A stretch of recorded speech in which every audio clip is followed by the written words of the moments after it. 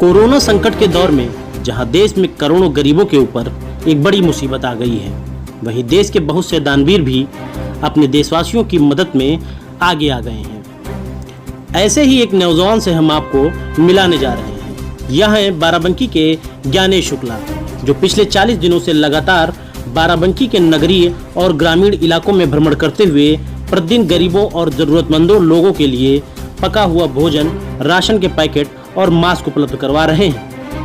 Lockdown लागू होने के बाद बड़ी संख्या में औद्योगिक इकाइयों में काम करने वाले मजदूर और दैनिक कामकाज बेरोजगार हो गए, जिसके बाद एक बड़ी आबादी के सामने भोजन का संकट पैदा हो गया। ज्ञानेश शुक्ला और उनके मित्रों ने शुरुआत में पके हुए भोजन के पैकेट बांटने पर फोकस किया। सड़कों पर, हाईवे के किनारे, गांव शहर की गलियों में जरूरतमंदों तक पका हुआ भोजन पहुंचाया।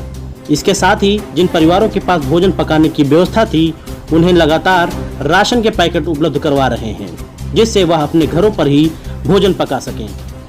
लॉकडाउन के तीसरे चरण के शुरू होने के बाद बड़ी संख्या में परेशान लोग सड़कों पर आ गए और अपने घरों को जाने का प्रयास में भूखे प्यासे यात्रा करने लगे।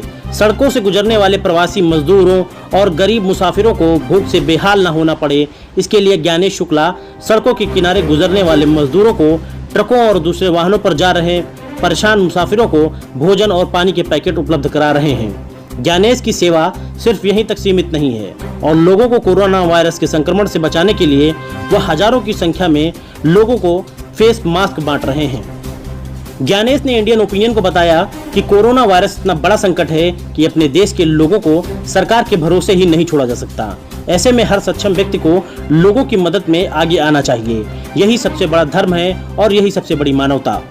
ज्ञानेश शुक्ला एक साधारण परिवार के नौजवान हैं, फिर भी अपनी हिम्मत के बदौलत मानव सेवा का बड़ा अभियान चला रहे हैं। इनके जैसे युवाओं से देश के उन तमाम करोड़पति, अरबपतियों लोगों को सीख लेनी चाहिए जो इस संकट में भी मदद के लिए आगे नहीं आ रहे।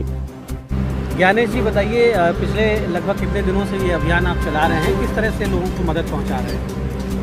मेरी अपनी जिम्मेदारी के तहत मैं लगभग 40 दिन से शहर में गांव-गांव जा कर के जिसकी जो ज़रूरत है, जिसको राशन चाहिए राशन मुहैया करा रहे हैं, जिसको जो है पका हुआ भोजन चाहिए पका हुआ भोजन दे रहे हैं। हाईवे से जो लोग गुजर रहे हैं मज़दूर भाई, उनको जो है पूड़ी, सब्जी, पानी, बिस्किट आदि चीज़ें दे रहे हैं और लगभग ये काम हमारा 40 दिन से चल रहा है। मास्क भी बांट रहे हैं? मास्क हम प्रतिदिन जो है 1500 मास्क लेके निकलते हैं और ज़रूरतमंदों को मास्क देके उसको प्रतिदिन बताते हैं कि जो है कपड़े का मास्क बनवाया है, उसको बोलते हैं कि रात में इसको गर्म पानी में धो के डालिए और सुबह इसको यूज़ करिए। जब भी आप घर से निकलिए तो मास्क पहन के निकलिए।